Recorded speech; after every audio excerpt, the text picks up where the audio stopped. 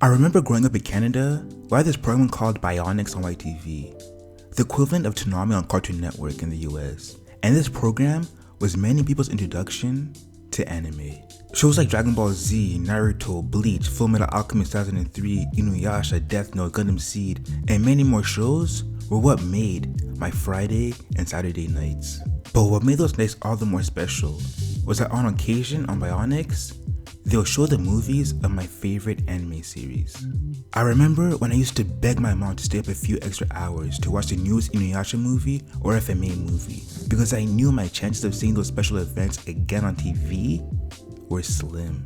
I just had to see the enhanced animations, new soundtracks, new enemies, new storylines, the return of fan favorite characters, and at times, the new character designs.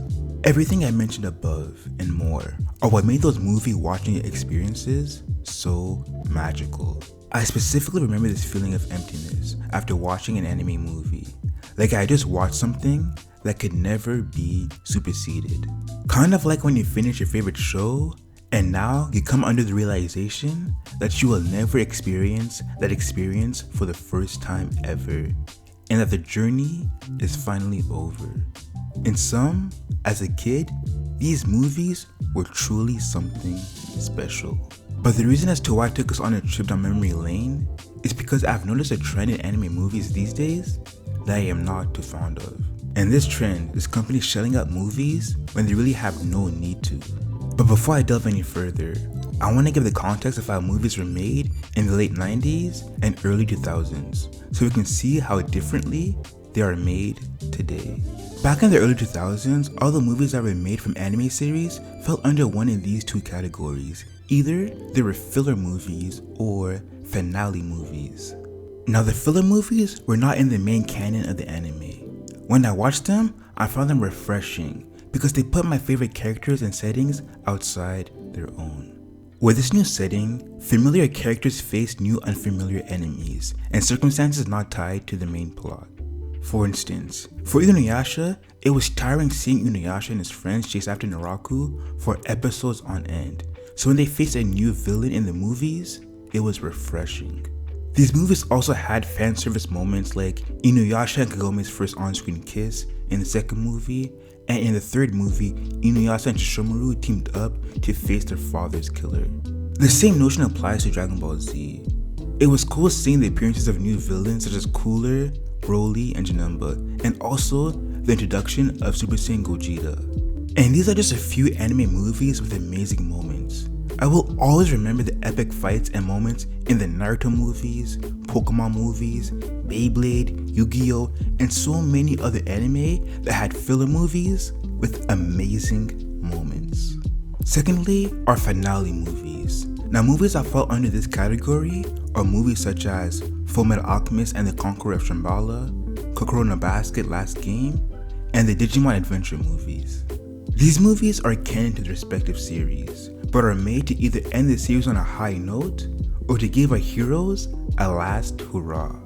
So with the filler and finale movie concept explained, I'm pretty sure you can get a better understanding as to why I'm not a fan of movies from franchises such as Dragon Ball Super, Demon Slayer, Jujutsu Kaisen, Made in Abyss, and Haikyuu. I can't help but feel that these new movies are more exploitative and made with more gluttonous reasons. And I know this statement is jarring, but I will attempt to explain my reasonings for making this statement furthermore in this video.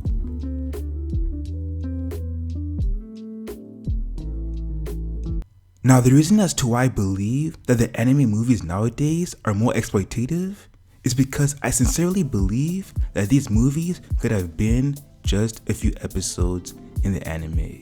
The most obvious example of this notion is in Demon Slayer's Mugen Train arc. When the Mugen Train movie was first announced, I was not skeptical, as one, I was unaware of the content of this arc, and two, this was my first time seeing such an approach in the anime industry. It was very unusual to see an animation studio take canon material and put it into a movie, and not just a series. Although this choice by Ufotable was bizarre, at that time of their announcement, I found nothing dubious about their approach. However, after the movie came out, Ufotable made a follow-up announcement that the first part of season 2 will be a recap of the Mugen Train movie. Now, when I heard this news, I was shocked. I questioned what was even the point of going out to see the movie if it's just gonna be retold in the anime. I'm not gonna lie, after this announcement, I felt tricked.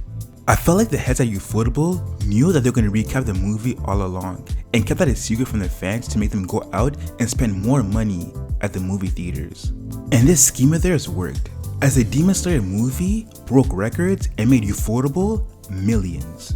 Therefore, with Ufotable recapping the plot of the Demon Slayer movie in the first half of the second season, my point is proven that the content in the movie didn't have to be a movie and could have just been repurposed into a few episodes.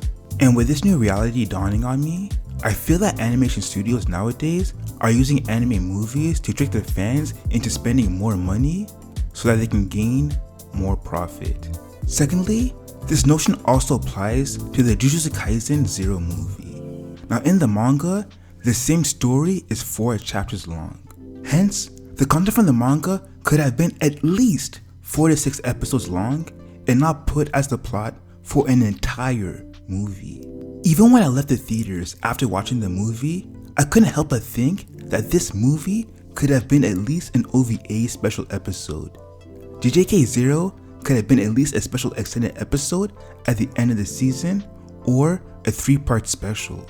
Also, with the aforementioned studios putting all these efforts into movies, they're spreading their efforts of their teams thinner, as one team of the studio has to work on the movie and the other on the series. The reason as to why I raised this as an issue is because the wait for an anime season is already long enough, but now, with the addition of movies, the wait for a new season is made even longer.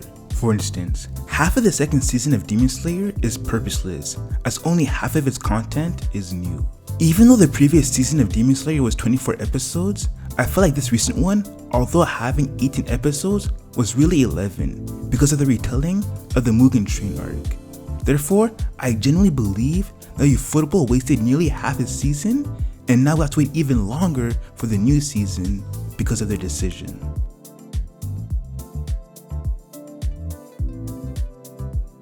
Now my last and most important point is that when stories are condensed into a movie, the quality of the story is diluted. For example, it was just announced not too long ago that Production IG were going to finish the Haikyuu anime with 2 movies. Now this announcement put the fandom into an uproar for reasons I agree with. If we look at the remaining material from the manga, we can see that there's still enough material for a few more seasons. But because we're getting 2 movies, all that material will be condensed down to about 4 hours. Hence, from the outside looking in, it appears that Production IG is rushing the anime's ending. Now, the problem with Haikyuu ending in 2 movies is because the reason as to why Haikyuu is such a well-regarded anime is due to its slow burn. Haikyuu takes its time to develop its characters and plot carefully. Every single episode is meticulously composed for the characters' gradual growth that results in their satisfying triumphs. What might seem unimportant in one episode slowly builds up to have an impactful meaning later on. For example, for Hinata and Kageyama to become a formidable duo, it took time for them to come together. They had trials and tribulations, ups and downs, but throughout the anime, we see how the trials make them come together to become formidable. The reason as to why we love Karasuno as a team is because their success did not come overnight. We saw the good, bad, and the ugly. And in the end, it was all worth it. Aoba Josai and Karasuno's rivalry spanned 2 seasons. Karasuno and Shibatorizawa's match had a whole season dedicated to it. A whole season for 1 match. And let's not forget, there are other clashes that have been building up since the beginning of the series, such as Karasuno vs Nakoma and many others as well. All this to say, the rest of Haikyuu is something that should not be rushed and must take time and care to execute. Maybe Production IG has a master plan that I am unaware of and will make me look stupid once the movies come out. But as it looks like now, I'm very skeptical.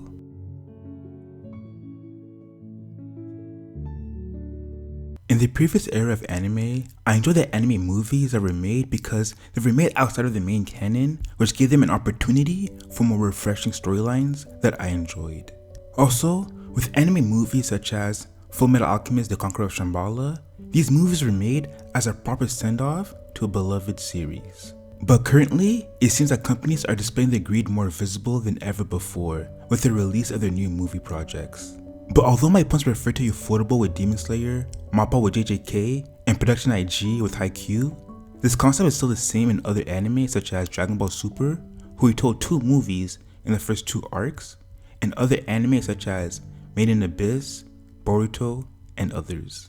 If we look at the past decade, the most culturally significant stories have all been shows. Breaking Bad, Game of Thrones, Better Call Saul, The Boys, Invincible, Stranger Things, Euphoria, and many more have all been serialized TV shows. Even the most popular anime of all time is One Piece, which surpassed 1,000 episodes. There is a reason as to why these shows and their characters are so popular. It's because in one season of a show, the writers have a better opportunity in composing a story with better character and plot development because they have the time to do so. The only argument against this is that animation is always better in movies. Back in the 2000s, that argument did ring true. But in the current era of anime, technology has advanced so much that some anime series look better than movies. For instance, the animation in the Mugen Train movie was still amazing, but people still praise the animation in the anime series as outstanding. Heck, if you look at the Naruto and Sasuke vs Momoshiki fight, a lot of people prefer the fight in the Boruto series rather than the one in the Boruto movie. All this to say that yes, the quality of animation in movies is better, but that does not mean that the animation in anime series lack either. In fact, they are praised the same and sometimes more than movies. In sum, I disagree with the current industry standard of shelling out these movies when they could just be animated as a few episodes. I can't help but feel that these companies are more manipulative and are willing to dilute their product for more profit. But those are just my thoughts. Let me know what you guys think in the comments below. Thank you for watching.